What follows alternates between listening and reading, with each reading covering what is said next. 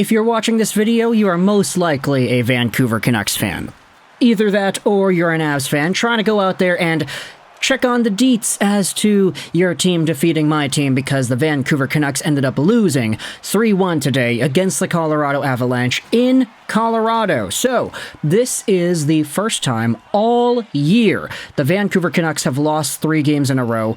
It comes off of an admittedly okay game. Like, the Canucks had their chances, they had opportunities, they just could not beat Alexandar Georgiev, and when the going was at its absolute most importance, the Canucks didn't have that X factor that they needed to overtake a Colorado team that has been so gosh darn good at home this year.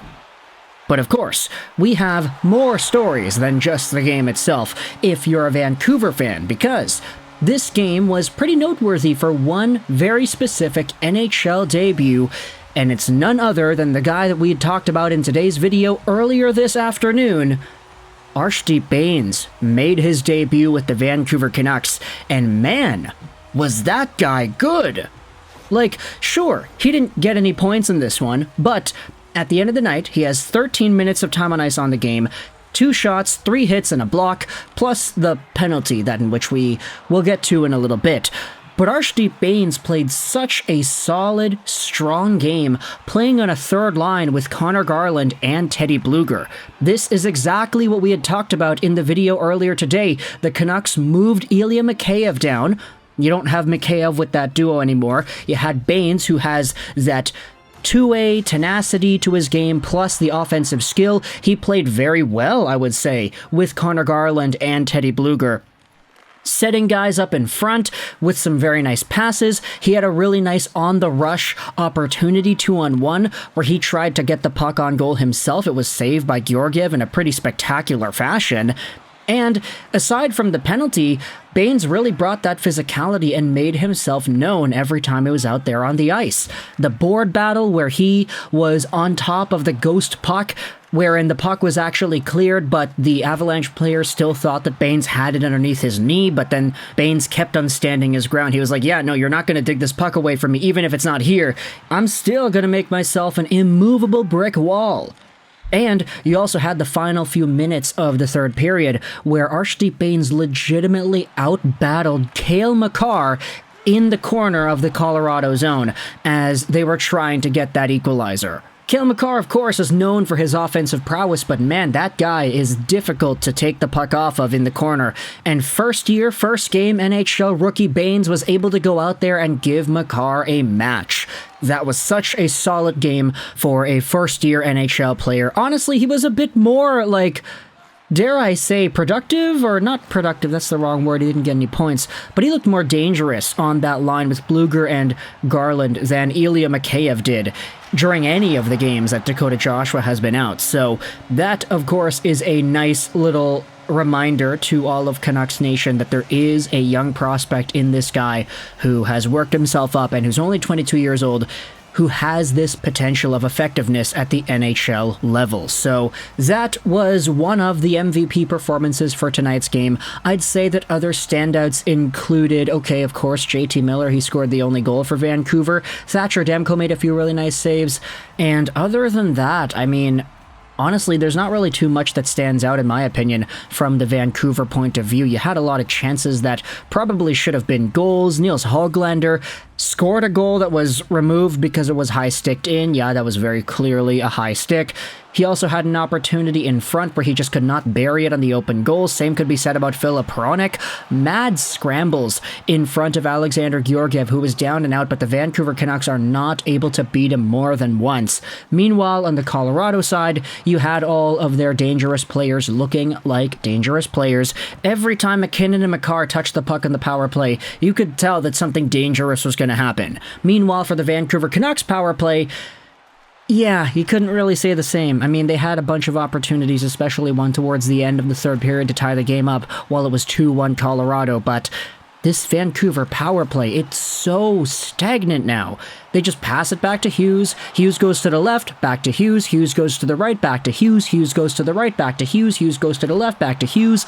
And then no shots. Like, What's happening with this team? Ever since they took off JT Miller from that left side flank where he controls so much of that wing, it's been such a difference. And I don't want to say it's like directly, oh, ever since Elias Lindholm came onto the team, that's when everything changed. But I feel like that's sort of the mental note in my mind when this power play structure shifted to what it is now.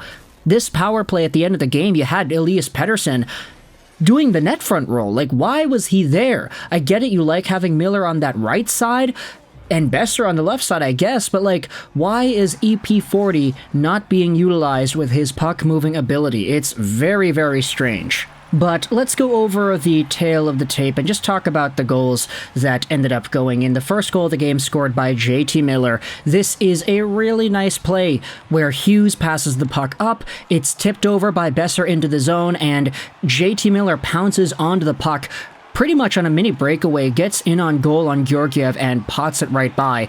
That's the only goal scored of the game by Vancouver, and it's Miller from Besser and Hughes. So some of the top guys, again, going out there with production here. Arshdeep Bains then got his tripping penalty a few minutes later. It was killed off by Vancouver.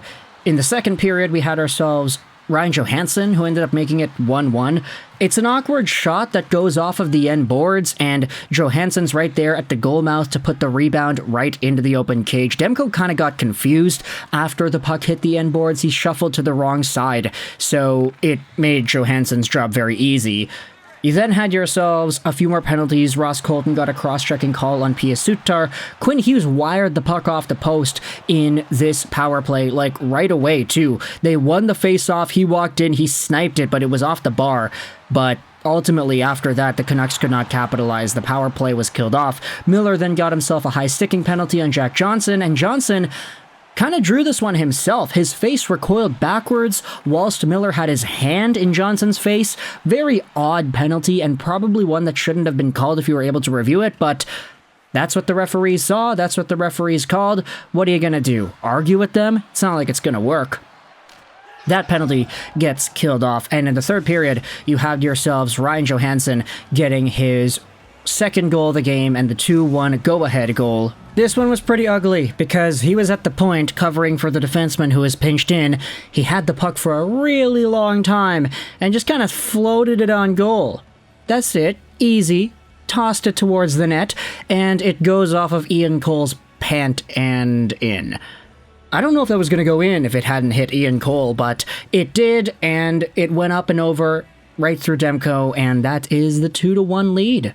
That's all she wrote. That's all she needed, because the Canucks were not able to bounce back in any sort of respect afterwards. I mean, they had the called back Hoglander goal, they had the high stick, they had Teddy Bluger out in front, Arshdeep Bains set out the puck for Bluger there, but he was stopped by Georgiev. Georgiev was really good in this one, honestly. You're not beating that guy in home ice in a clutch game like this.